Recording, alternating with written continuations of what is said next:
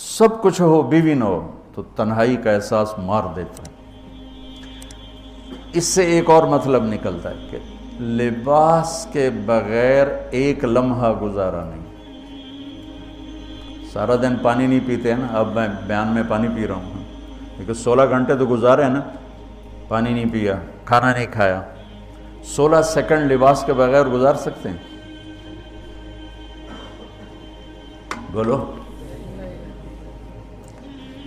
کوئی بھی کمرے میں نہ ہو، تم تنہا ہو، تم کپڑے اتارو تو تم اپنے آپ کو عجیب فیل کرو گے، تم خود اپنے آپ کو چادر میں چھپانے کی کوشش کرو گے۔ ان لباس ایک ایسی زبردست ضرورت ہے بلا دلیل کہ تم تنہا کمرے میں بھی کپڑے اتارو تو تم اپنے آپ کو عجیب سا محسوس کرتے ہو۔ اس سے پتہ چلا کہ بیوی کے بغیر کوئی زندگی نہیں ہے اور خامد کے بغیر عورت کی کوئی زندگی نہیں ہے۔ یہ ہمارا بدبخت معاشرہ ہندی کہ کسی بچی کو طلاق ہو جائے وہ گل سڑ کے مر جاتی، اس کی شادی نہیں ہوتی۔ کوئی جوان بچی بیوہ ہو جائے وہ سسک کے مر جاتی، اس کی شادی نہیں ہوتی۔ کوئی 40-50 سال کا ہو جائے مرد، اس کی بیوی مر جائے، کوئی اس کو لڑکی دینے کے لیے تیار کوئی نہیں۔ اور لباس کا لفظ بتاتا ہے کہ شادی کے بغیر انسان ننگا ہے، اور ننگے انسان کا کوئی کہیں بھی گزارا نہیں ہے۔ لفظ لباس بتاتا ہے کہ ہم اس چیز کو رواج دیں کہ شادیاں ہوں، بیوہ کی شادی ہو، مطلقہ کی شادی ہو، کوئی کس کی بیوی مر جاتی ہے۔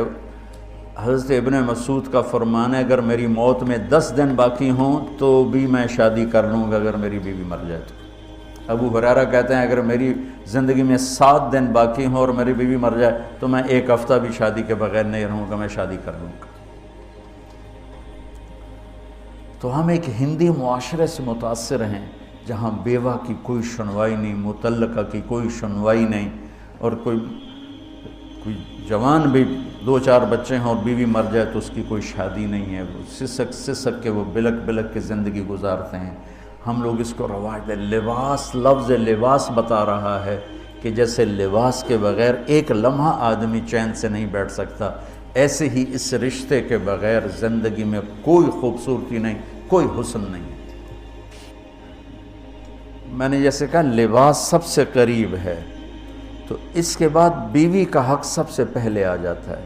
ماں باپ کی طرف سے زیادتی آئے تو تمہارے ذمے ہے اپنی بیوی کو بچاؤ، اللہ کے واسطے اپنی بیویوں کی حفاظت کرو۔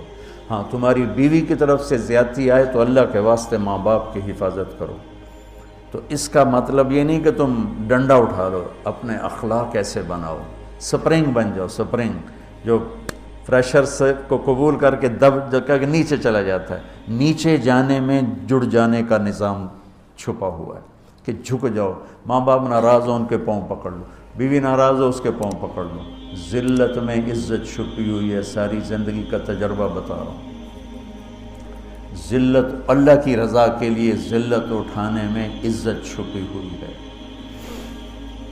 ہن لباس لکم، کتنا ہی مجھے غصہ چڑھا ہو میں اپنے کپڑے پھاڑوں گا، مجھے غصہ آ گیا میں نے اپنے کرتے پھاڑنے جو کسی یہ پاگل تو کرے گا، سمجھدار دوے دا کرتا پاڑے گا، اپنا نہیں پاڑے گا۔ اب مجھے بیوی پہ غصہ چڑھ گیا تو میرا لباس ہے، اس کو تار کر دوں، گالیاں دوں، تھپڑ ماروں، تو ایسے جیسے میں اپنے کرتے کو پھاڑ رہا اور اپنے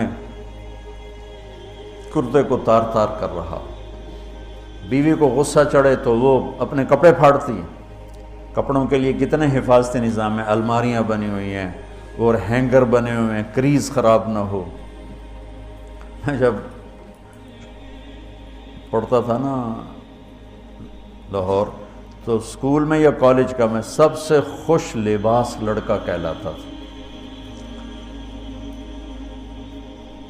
کہ میں اپنی اسکول سے آ کر نا، اب ہاسٹل میں کوئی استریاں تو ہیں نہیں، نہ ہی کوئی نوکر، تو اپنی پتلون کو ایسے ہاتھوں سے استری کرنا اور کر کے پھر تہ لگانا، پھر سرانے کے نیچے رکھنا، اور اس کے اوپر سونا